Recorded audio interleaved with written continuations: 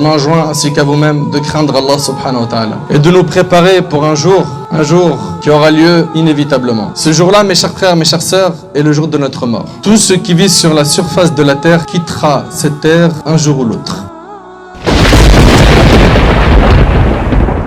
Allah tabaraka wa ta'ala t'a mis sur terre, mon frère ainsi que toi ma sœur, pour une mission, pour pouvoir l'adorer Azza wa Jal. Beaucoup de gens sont sur terre et malheureusement ils ont oublié pourquoi ils ont été créés. Résultat, ils pensent qu'au plaisir éphémère de la vie d'ici-bas. Ils ne pensent qu'à briller, qu'à exister à travers les réseaux sociaux. On vit aujourd'hui une époque où beaucoup de gens oublient qu'un jour ils vont partir de cette dunya. Allah tabaraka wa ta'ala a dit: et nous n'avons attribué l'immortalité à nul homme avant toi. Il s'adresse au prophète alayhi salatu wassalam: est-ce que si tu meurs toi, ils seront eux éternels? Allah tabaraka wa ta'ala dit également: toute âme goûtera à la mort. Tôt ou tard on va quitter cette vie. Vous en avez entendu des dizaines et des centaines des rappels sur la mort, et on ne cessera de multiplier ces rappels, car le prophète sallallahu alayhi wa sallam a dit: multipliez le rappel de celle qui brise les plaisirs, à savoir la mort. Et c'est rapporté par Tirmidhi. La mort, c'est le sujet qui freine les pécheurs comme vous et moi. On doit en entendre parler souvent et on doit avoir en tête qu'on peut mourir à n'importe quel moment. Surtout à notre époque où on voit les gens mourir par accident, crise cardiaque, ou bien il s'est mangé une balle perdue. Les exemples aujourd'hui sont trop nombreux. La mort est celle qui vient séparer les bien-aimés, et celle qui vient faire rentrer la tristesse et les malheurs dans les familles. La mort, tôt ou tard, tu goûteras à ce verre amer, que tu sois grand, petit, blanc, noir, que tu sois riche, pauvre, que tu sois gouverneur ou gouverné, que tu sois patron ou salarié, toute âme goûtera à la mort. Abu Qatada ibn al-Rabi'i radiyallahu anhu rapporte: un cortège funèbre passa près du messager d'Allah sallallahu alayhi wa sallam qui dit: soulagement ou débarras. On demanda au messager d'Allah: que signifie soulagement ou débarras? Il répondit: le serviteur croyant est soulagé des difficultés du monde, tandis que le serviteur pervers, les serviteurs,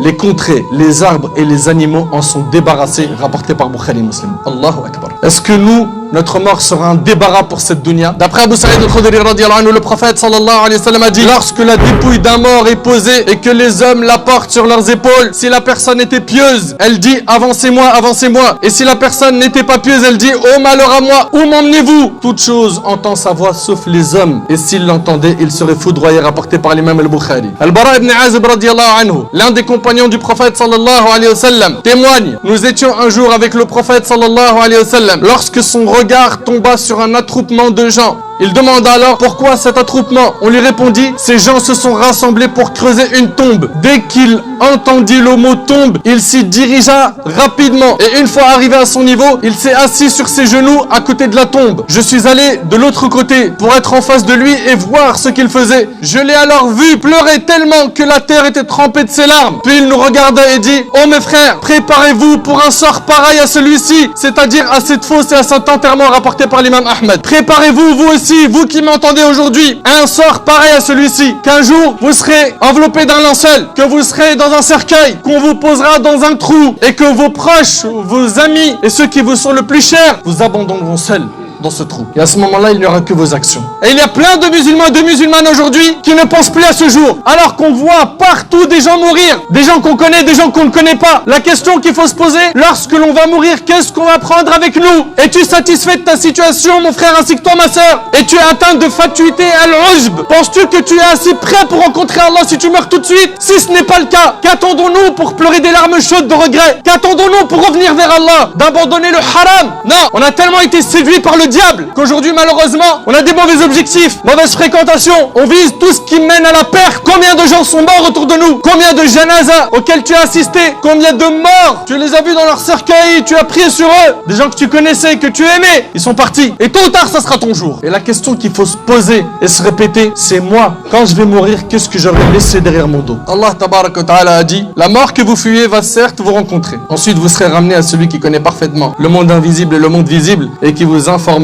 alors de ce que vous faisiez. Les péchés en secret, quand tu étais seul avec ton smartphone ou avec ton ordinateur, quand tu étais enfermé dans ta chambre. Les péchés en public, que tu faisais et tu te vantais de les faire. Et aujourd'hui, on a des gens qui se vantent de faire des péchés, c'est-à-dire qu'ils désobéissent à Allah, et il en est fier, et il montre ça aux gens. Et il gonfle ses muscles en faisant cela. En faisant cela, on dit: c'est un homme, il cartonne, il a réussi dans sa vie. On dit ça de qui? De gens qui sont en train de suivre le diable aveuglement. Wala hawla wala quwwata illa billah. Combien de fois t'as entendu des rappels? Combien de fois t'es venu à la mosquée? Combien de fois on t'a dit reviens vers Allah? Combien de fois on t'a dit lâche le haram? Combien de fois on t'a dit ce que tu fumes va te détruire dans la vie d'ici-bas et dans l'au-delà? Combien de fois on t'a dit l'argent sale ça paye mal? Combien de fois t'as entendu les relations illicites avec le sexe opposé dans notre religion c'est haram? Mais tu t'en moques!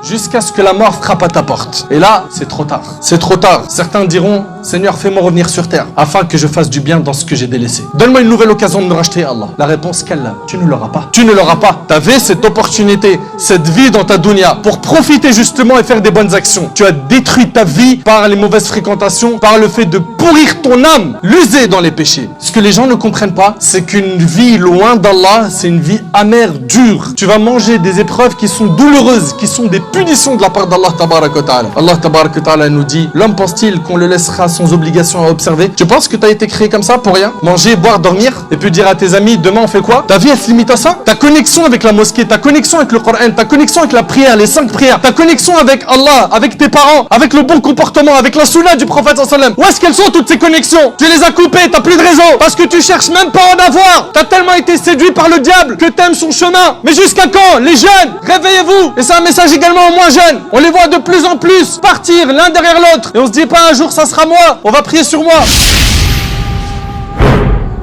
Vous qui avez 20 ans, jusqu'à quand vous retardez le repentir? Jusqu'à quand? Vous qui avez 30 ans, vous avez passé une bonne étape de la jeunesse. Jusqu'à quand vous allez rester dans cet égarement? Vous qui avez 40 ans, ça y est, c'est bon, la jeunesse, c'est terminé, c'est du passé. Pourquoi est-ce que vous vous relevez pas? Pourquoi vous délaissez pas les passions illicites? Ceux qui ont 50 ans, vous avez vécu un demi-siècle. Qu'est-ce que vous attendez? Ceux qui ont 60 ans, vous attendez quoi pour vous réveiller? Vous attendez quoi pour vous réveiller? Pareil, ceux qui ont 70, quelle excuse vous avez maintenant auprès d'Allah? Quelle excuse? Si tu gardes en tête que tu peux mourir à n'importe quel moment de ta vie, tu vas surveiller tes actions à partir de maintenant. Pour terminer, Ahbab el-Kiram, il faut qu'on concrétise le conseil que nous a donné notre bien-aimé sallallahu alayhi wa sallam. Un conseil qui est très riche. Dans le hadith d'Ibn Abbas, radiyallahu anhu, le prophète sallallahu alayhi wa sallam a dit, profite de 5 choses avant 5 choses. Profite de ta jeunesse avant ta vieillesse. Ça veut dire quoi? Ça veut dire quoi profiter de sa jeunesse? Aller dans des parcs d'attractions, s'amuser, jeux vidéo, smartphone, réseaux sociaux? Non. Profite de ta jeunesse dans l'obéissance à Allah, dans l'adoration d'Allah tabarak wa ta'ala. Profite de 5 choses avant 5 choses, de ta jeunesse avant ta vieillesse, de ta santé avant ta maladie, de ta richesse avant ta pauvreté,